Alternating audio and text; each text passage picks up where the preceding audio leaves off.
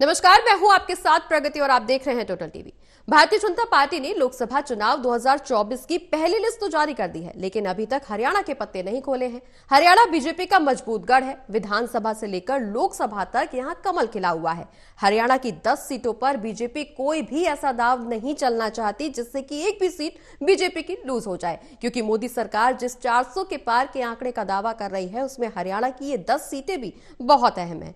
BJP ने सभी 10 लोकसभा सीटों पर उम्मीदवार लगभग फाइनल कर लिए हैं, लेकिन सीटों पर अंतिम मोहर सीईसी की बैठक की चर्चा होने के बाद ही लगेगी।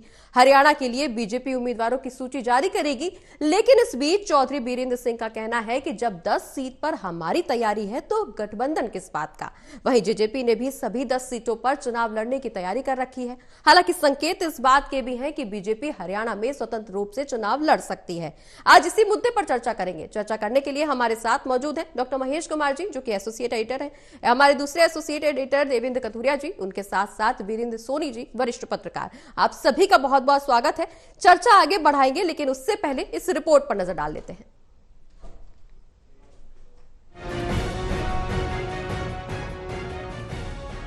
लगता है बीजेपी और जेजेपी के मिलकर प्रदेश की 10 लोकसभा सीटों पर चुनाव लड़ने की अनिश्चितता निश्चितता में बदल रही है कि दोनों पार्टियां अलग अलग चुनाव लड़ने के रास्ते पर आगे बढ़ रही हैं। ये साफ इसलिए भी दिख रहा है कि बीजेपी की कोर कमेटी ने 10 सीटों पर अपने उम्मीदवार तय कर लिए हैं। अब ये फाइल पार्टी की केंद्रीय चुनाव समिति को भेजी गई है। हालांकि सरकार में डिप्टी सीएम जेजेपी नेता दुष्यंत चौटाला अब भी जोर देकर बयान दे रहे हैं कि गठबंधन की सीटों पर बीजेपी के फैसले का इंतजार है। उनकी पार्टी भी सभी 10 सीटों पर अपनी तैयारी कर रही है। यानी जेजेपी इस मसले पर कमेटी बनाने के बाद अब भी बीजेपी की तरफ देख रही है। बीजेपी है कि परवाह ही नहीं कर रही। तो क्या बीजेपी और जेजेपी अलग अलग चुनाव लड़ रहे हैं? जेजेपी के दुष्यंत चौटाला और बीजेपी के चौधरी बीरेंद्र सिंह में इस मसले पर फिर टसल सामने आई है। दोनों को सुनिए और तोलिए। आज के दिन तो हम भी 10 पे तैयारी कर रहे हैं, भारतीय जनता पार्टी भी कर रही है, और ये तो दोनों पार्टियों में एनडीए में बैठ के निर्णय होगा कौन कितनी सीटों पर लड़ेगा। और मेरा ये मानना है कि जल्द उस पे निष्कर्ष भी निकलेगा। गठबंधन हो नहीं सकता, छोड़ो, कोई गठबंधन नहीं है। और गठबंधन कैसे होगा? अभी हमने कहा कि 10 की 10 सीटों पे हम लड़ेंगे, फिर गठबंधन कैसे होगा?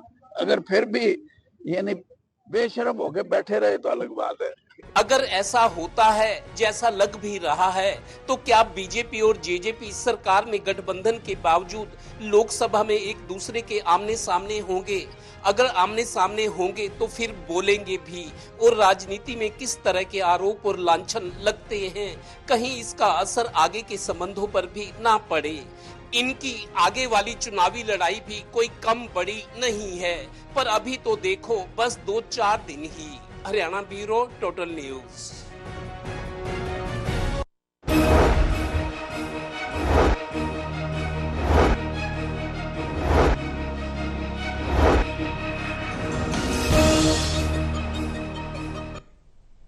चलिए चर्चा की शुरुआत करेंगे। सबसे पहला सवाल वीरेंद्र जी आपसे है, बीजेपी और जेजेपी के अलग अलग चुनाव लड़ने से कोई फर्क पड़ेगा या नहीं पड़ेगा? क्योंकि सरकार एक साथ चलाई गई है, विधानसभा चुनाव भी है। अगर अलग अलग लड़ा जाएगा चुनाव तो दोनों पार्टियों को क्या कोई खामियाजा भुगतना पड़ेगा या कोई पार्टी को मुनाफा भी हो सकता है अलग अलग चुनाव लड़ने से? देखिए, ये लोकसभा का चुनाव है और दोनों दलों का लोकसभा चुनाव में जननायक जनता पार्टी का कुछ भी स्टेक जो है, हित है, वो नहीं है। कारण है क्योंकि जननायक जनता पार्टी किसके लिए लड़ेगी? अगर जननायक जनता पार्टी लोकसभा का चुनाव लड़ता ही है तो प्रधानमंत्री पद के लिए उसके लिए क्या चॉइस है, क्या विकल्प है? तो वो नरेंद्र मोदी ही है। तो जननायक जनता पार्टी की अपनी कोई ऐसी नीति नहीं है कि जो उस भारतीय जनता पार्टी को चुनौती दे सके। और जनता में भी कोई, क्योंकि लोगों को मालूम है कि जननायक जनता पार्टी का अगर कहीं से कोई प्रत्याशी जीतता है तो उसका कोई विशेष लाभ होने वाला नहीं है। तो वो वाया मीडिया देने की बजाय वो लोग सीधा भारतीय जनता पार्टी को ही चुनना पसंद करेंगे। अगर गठबंधन की जो स्थिति बन रही है, ऐसा आसार भी लग रहा है कि देखिए, जननायक जनता पार्टी ने तो अपनी समिति बना दी, समन्वय समिति बना दी जो बातचीत करेगी। क्या भारतीय जनता पार्टी के प्रदेश इकाई ने या केंद्र की ओर से उन्हें कोई निमंत्रण मिला? क्या बातचीत के लिए कोई उनको आमंत्रित किया गया? क्या लोकसभा चुनाव के लिए कि दोनों दलों में कोई चर्चा हुई, जबकि उम्मीदवारों की घोषणा होने जा रही है। तो ऐसी स्थिति में जब कोई चर्चा ही नहीं हुई तो गठबंधन कैसे होगा? अगर पर्दे के पीछे से कोई राजनीति चल रही होती तो बात अलग होती, लेकिन अभी तक तो सार्वजनिक रूप से कोई चर्चा ही नहीं हुई। और अगर अलग अलग भी चुनाव लड़ते हैं तो देखिए भारतीय जनता पार्टी की स्थिति सुदृढ़ है, क्योंकि जननायक जनता पार्टी का लोकसभा चुनाव के अंदर कोई आधार नहीं है, कोई उसकी लोग गंभीरता से नहीं लेंगे। हाँ, विधानसभा चुनाव होते तो स्थिति अलग होती, लेकिन लोकसभा चुनाव में जननायक जनता पार्टी भी 1 या 2 सीट पर भी अगर गठबंधन नहीं होता तो पूरी अपनी ताकत वहीं झोंकेगी। इसके अलावा जननायक जनता पार्टी का कोई विशेष चुनौती भारतीय जनता पार्टी से मिलने वाली नहीं है। बिल्कुल महेश जी, आपके पास आना चाहूंगी। जिस तरह से कयास ये लगाए जा रहे हैं कि अलग अलग चुनाव लड़ा जा सकता है, जेजेपी का उम्मीदवार भी चुनावी मैदान में होगा अगर चुनाव अलग अलग लड़ा जाता है, तो बीजेपी के लिए चुनौतीपूर्ण होगा।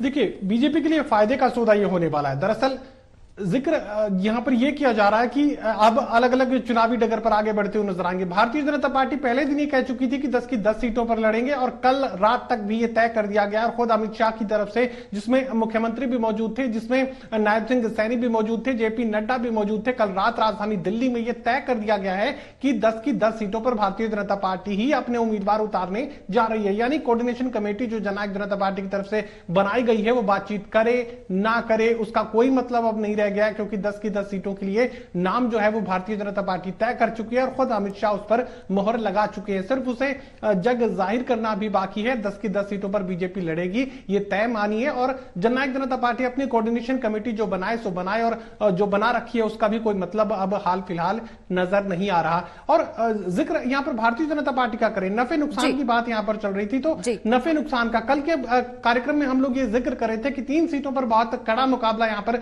भारतीय जनता पार्टी को झेलना पड़ सकता है। हिसार सीट, रोहतक सीट और सोनीपत सीट, और तीनों ही सीटों पर अगर जननायक जनता पार्टी अपना जाट उम्मीदवार या अपना ऐसा उम्मीदवार सामने उतार दे, अगर मान लीजिए कांग्रेस पार्टी ने जाट कैंडिडेट दिया तो फिर चौटाला परिवार हिसार में खुद जो है दावेदारी यहां पर डालता है और जाट उम्मीदवार के रूप में जननायक जनता पार्टी की तरफ से सामने आ जाता है, तो फिर चाहे छोटा डेंट ही सही जाट वोटर्स में डेंट पड़ेगा, जिसका सीधा फायदा हिसार लोकसभा सीट पर भारतीय जनता पार्टी उठा सकती है। अब जिक्र सोनीपत सीट का करें, और सोनीपत सीट पर अगर भारतीय जनता पार्टी गैर जाट उम्मीदवार देती है तो उसका जो है वहां पर जाट उम्मीदवार जो है जननायक जनता पार्टी दे सकती है। यानी कवरिंग जो आप कैंडिडेट के रूप में यहां पर जननायक जनता पार्टी के जो कैंडिडेट्स हैं वो देखने को मिल सकते हैं। भारतीय जनता पार्टी को जिससे फायदा होगा, जननायक जनता पार्टी वही उम्मीदवार जो है उतारने का काम अलग अलग लोकसभा क्षेत्रों में कर सकती है। कम से कम अभी जो ताजा सूरत हाल में तस्वीर जो मुझे उभरती हुई नजर आ रही है वो इसी तरीके की उभरती हुई नजर आ रही है कि अगर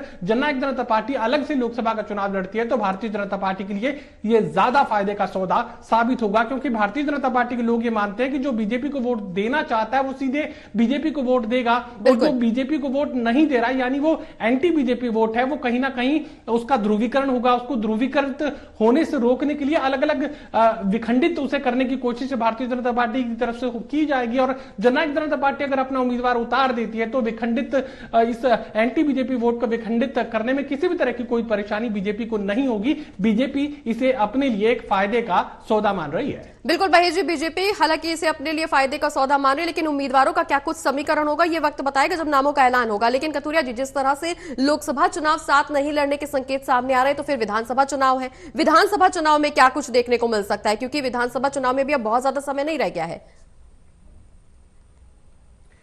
देखिए प्रगति, लोकसभा चुनाव आप ये समझिए कि जैसे ट्रेलर होता है फिल्म का, आगे कैसी फिल्म होगी ट्रेलर पर डिपेंड करता है कि ट्रेलर कितना आकर्षक है, कितना रिजल्ट ओरिएंटेड इफेक्टिव है। दरअसल कांग्रेस और बीजेपी में हरियाणा में सीधा सीधा मुकाबला है, दोनों बड़ी पार्टियां हैं और इन्हीं का जोर एक दूसरे से निपटने में है। आप देखिए लोकसभा चुनाव में जो बेहतर करेगा, अभी बीजेपी के पास 10 की 10 सीटें हैं, मतलब 100/100, और कांग्रेस अभी 0 पर खड़ी है, एक भी सीट नहीं है। कांग्रेस कोशिश करेगी कि मैक्सिमम सीटें जितनी बीजेपी से जीती जाए, 2, 3, 1, 4, जो भी बीजेपी से जो सीटें जीतेगी कांग्रेस के लिए वो उपलब्धि होगी। उपलब्धि हमेशा आगे प्रेरणा देती है, तो बीजेपी के लिए दरअसल इस बार टारगेट बहुत बड़ा है। जैसा प्रधानमंत्री, बीजेपी के तमाम नेता, मुख्यमंत्री हरियाणा भी कह रहे हैं कि हमने बीजेपी और बीजेपी की सारी सीटें जिताकर प्रधानमंत्री नरेंद्र मोदी को तीसरी बार बनाना है और बीजेपी की सरकार बनानी है।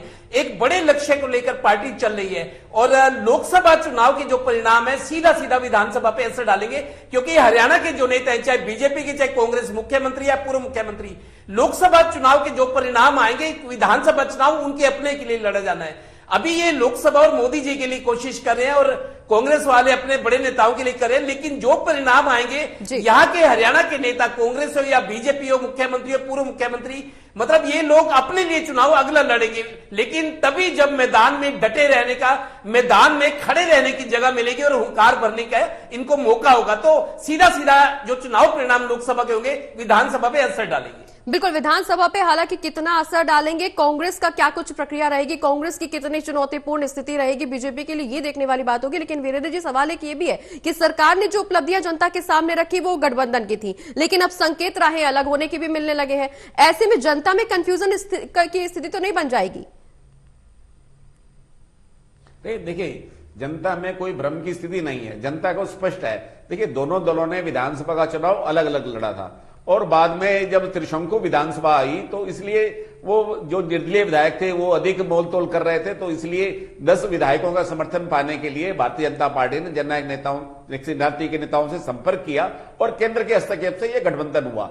लेकिन ये भारतीय जनता पार्टी के नेता बार बार स्पष्ट करते रहे हैं कि ये सरकार चलाने के लिए गठबंधन है, दोनों दलों का कोई आपस में कोई ऐसा तालमेल नहीं था, कोई चुनावी समन्वय भी नहीं था। तो इसलिए ये बात तो मान के जनता को तो भ्रम की स्थिति नहीं है, क्योंकि सरकार चलाने के लिए था। अब दोनों के मुद्दे भी अलग अलग हैं। लोकसभा चुनाव के लिए जननायक जनता पार्टी का कोई घोषणा पत्र नहीं है, कोई उसकी क्या संकल्प हो सकता है, क्योंकि जब उसने भारतीय जनता पार्टी का ही समर्थन देना उनकी विवशता है, इसके अलावा कोई चारा भी नहीं है। देखिए, विधानसभा चुनाव होंगे, अगर ये सब कुछ लोकसभा चुनाव के परिणाम पर निर्भर करता है। यदि चुनाव परिणाम भारतीय जनता पार्टी के अनुकूल रहते हैं तो विधानसभा चुनाव भी जल्दी हो सकते हैं। हालांकि 6 महीने का वैसे ही समय है, तो इसलिए और भी जल्दी हो सकते हैं, क्योंकि भारतीय जनता पार्टी के पक्ष में जो वातावरण बनेगा, जो लहर बनेगी, पार्टी उसे जरूर बनाना चाहेगी। बिल्कुल, जिस तरह से चुनाव के नतीजों की बात कर रहे हैं महेश जी, अगर लोकसभा चुनाव के नतीजे बीजेपी के पक्ष में आते हैं तो क्या आगे की रणनीति क्या रह सकती है? क्या ये गठबंधन फिर एक हो सकता है?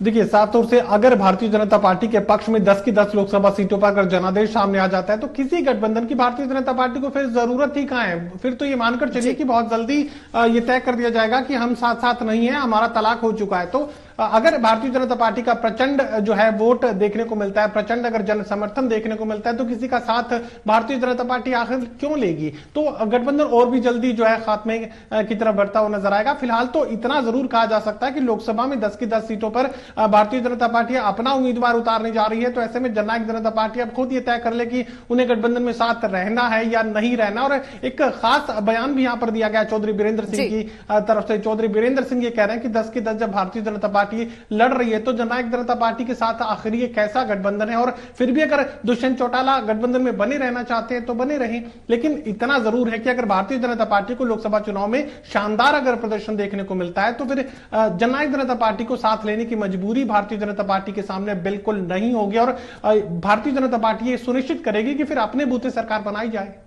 बिल्कुल महेश जी, अपने बूते सरकार बनाई जाए, लेकिन हालांकि अभी तो कोर्ट बॉल जो है वो जेजेपी के कोर्ट में है। जेजेपी अभी भी बीजेपी के जवाब का इंतजार कर रही है। फैसला हालांकि जेजेपी को भी लेना है कि साथ में रहना है या अलग अलग लड़ना है, लेकिन दोनों दलों के बीच में बयानबाजी एक बार फिर से तेज है। जिस तरह से आपने बताया, डिप्टी सीएम दुष्यंत चौटाला, एक बार फिर से बीजेपी नेता चौधरी बीरेंद्र सिंह में तकरार आमने सामने आई है। अगर साथ रहते भी है तो इस तकरार का चुनाव पे क्या असर पड़ेगा?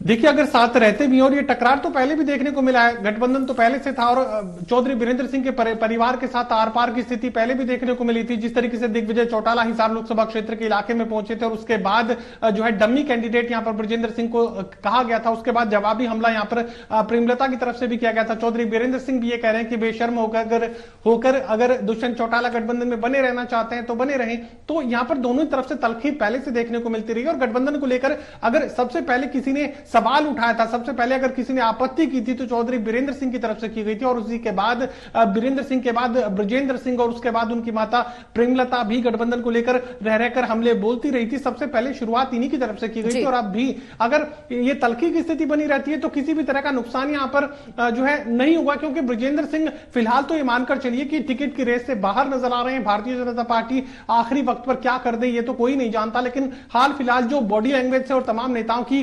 बयानबाजी से और तमाम नेताओं से जो हमने एक तरीके से संपर्क साधने की कोशिश की, तो इंडिकेटर्स तो यही मिल रहे हैं कि ब्रजेंद्र सिंह को हिसार लोकसभा में टिकट मिलने की संभावनाएं ना के बराबर हैं। तो ऐसे में यहां पर किसी भी तरह की दुश्वारी दुष्यंत चौटाला के लिए नहीं है, क्योंकि लोकसभा में तो दिग्विजय लोकसभा में तो ब्रजेंद्र सिंह या बीरेंद्र सिंह उम्मीदवार ही नहीं होंगे, तो फिर ऐसे में इस नाराजगी का कोई खास फर्क ना तो दुष्यंत चौटाला को पड़ेगा और ना ही यहां पर बीरेंद्र सिंह के परिवार को पड़ेगा। बिल्कुल कतूरिया जी, लेकिन जिस तरह से फिलहाल मौजूदा स्थिति बन रही है, हालांकि बीजेपी को बहुत ज्यादा फायदा भी नहीं होने वाला इस गठबंधन में रहने से और कोई खास नुकसान भी नहीं होगा अगर गठबंधन टूटेगा, लेकिन बीजेपी के लिए अगर हम बात करें तो बीजेपी के लिए कुछ सीटें बहुत ही महत्वपूर्ण है। जैसे अंबाला की अगर हम बात करें तो अंबाला में भी बीजेपी को सहानुभूति वोट मिल सकते हैं। इसके अलावा भिवानी की बात करें या गुरुग्राम की बात करें, यहां पर भी बीजेपी की पकड़ मजबूत है। जेजेपी के लिए कितना चुनौतीपूर्ण होने वाला है अगर वो गठबंधन से अलग होकर के चुनाव लड़ेगी तो? देखिए प्रगति, दो चीजें हैं। कांग्रेस के जो संभावित उम्मीदवार हम देख रहे हैं वो पुराने नेता हैं जो चुनाव लड़ चुके हैं, स्थापित हैं, उनको पता है चुनाव कैसे लड़ा जाता है, उनके समर्थक है, उनको पता है रणनीति क्या होनी चाहिए। जहां तक बीजेपी की बात है, बीजेपी के लिए यकीनन कुछ सीटें हैं जहां मैं मानता हूं कंफर्ट जोन में है। गुरुग्राम फरीदाबाद में बीजेपी को ज्यादा खतरा नहीं है, क्योंकि दिल्ली से, राजधानी दिल्ली से सटा हुआ एरिया है, वहां विकास बहुत हुआ है और उसका श्रेय एमपी को भी जाता है। लेकिन जो फंसी हुई सीटें, बीजेपी का पूरा फोकस वहां रहेगा। जहां तक जेजेपी की बात है, आप देखिए रविवार को करनाल सीएम सिटी में ही एक जेजेपी ने अपनी राष्ट्रीय और प्रदेश स्तर की बॉडी की बैठक की थी और एक कमेटी बनाई थी कि एक हफ्ते में इंतजार करेंगे, हम बीजेपी से जवाब चाहेंगे। इन 5 दिनों में आज 5वां दिन है जब से राष्ट्रीय स्तर की जेजेपी की बैठक हुई है। लगातार अब अजय चौटाला हो या दुष्यंत चौटाला डिप्टी सीएम हो, वो हर रोज इस बात का बयान दे रहे हैं कि हम इंतजार करें कि बीजेपी क्या देती है, लेकिन बीजेपी परवाह ही नहीं करी। बीजेपी ने कोई जवाब नहीं दिया गठबंधन के बारे में, जैसा हर रोज 5 दिनों से जेजेपी के नेता कह रहे हैं। उल्टा इन्होंने ये किया कि 10 की 10 सीटों पर अपने कैंडिडेट फाइनल कर दिए और कल सीईसी की बीजेपी की मीटिंग भी होने की खबर है और हो सकता है कल कुछ नामों का ऐलान कर दिया जाए। तो बीजेपी के जवाब का इंतजार जेजेपी कर रही है, हर रोज इस बात का जिक्र भी किया जा रहा है, लेकिन बीजेपी ने ना तो कोई जवाब दिया और ना ही कोई मतलब परवाह करी। तो इससे मेरे को लग रहा है कि जेजेपी बीजेपी अलग अलग चुनाव लड़ेंगे। जेजेपी के सामने परेशानी ये होगी कि 10 मजबूत कैंडिडेट कहां से आएंगे। कांग्रेस बीजेपी के कैंडिडेट हो सकते हैं मजबूत क्योंकि स्थापित देता है, लेकिन जेजेपी के लिए दिक्कत होगी 10 सीटों के लिए कैंडिडेट कहां से लाएंगे, इतनी मजबूती कैसे सामने आएगी और फिर जो रिजल्ट होगा वो कैसे विधानसभा में पार्टी के हितों की रक्षा कर सकता है, पार्टी अपने आप को महफूज समझ सकती है। बिल्कुल वीरेंद्र जी, हालांकि जेजेपी के लिए बहुत बड़ी चुनौती है लोकसभा चुनाव में बीजेपी के खिलाफ उम्मीदवार उतारना, अगर ये गठबंधन अलग अलग होता है तो विधानसभा में क्या किसी और पार्टी के साथ भी जेजेपी की तरफ से गठबंधन किया जा सकता है, क्योंकि लोकसभा चुनाव के लिए तैयारी बीजेपी की तरफ से लगभग पूरी दिखाई दे रही है। देखिए एक बात स्पष्ट है कि ये गठबंधन नहीं होगा और जो जननायक जनता पार्टी है वो जो हरियाणा में अपनी जो है अपना समर्थन वापस नहीं लेगी, इस गठबंधन में भागीदार बनी रहेगी विधानसभा चुनाव तक, क्योंकि वो सत्ता सुख तो भोगेंगे ही, क्योंकि इतनी जल्दी अगर वो समर्थन वापस ले लेते हैं तो सरकार पर कोई असर पड़ने नहीं वाला, तो इसलिए वो समर्थन वापस लेकर भी सरकार के लिए कोई चुनौती पेश नहीं कर पाएंगे। इसलिए विधानसभा चुनाव के लिए वो इंतजार करेंगे, क्योंकि असली जो उनका जो स्टेक है, जो हित है उनका विधानसभा चुनाव की ओर है। वो देखेंगे कि विधानसभा चुनाव में गठबंधन होता है या नहीं होता। हालांकि संकेत तो ऐसे भी है कि विधानसभा चुनाव में भी गठबंधन नहीं होगा, लेकिन उनका प्रयास रहेगा कि ये गठबंधन हो जाए तो उससे उनको लाभ मिलने वाली की स्थिति में वो पहुंच जाए। लेकिन ऐसा लग रहा है कि ना तो लोकसभा में और ना ही विधानसभा में भारतीय जनता पार्टी कोई गठबंधन करेगी। भारतीय जनता पार्टी अपने बलबूते पर चुनाव लड़ेगी, पार्टी दोबारा विसाचों की ओर लौटना नहीं चाहती, तो इसलिए ये भारतीय जनता पार्टी की नीति तो स्पष्ट है, लेकिन दुविधा में है तो जननायक जनता पार्टी है। बिल्कुल, जननायक जनता पार्टी हालांकि फिलहाल दुविधा में है, लेकिन देखना अब यही होगा कि आखिर बीजेपी की तरफ से क्या कुछ फैसला आता है, फैसले की स्थिति कहां बनती है। बहुत बहुत शुक्रिया आप सभी का चर्चा में शामिल होने के लिए और अपने अपने विचार जनता तक पहुंचाने के लिए।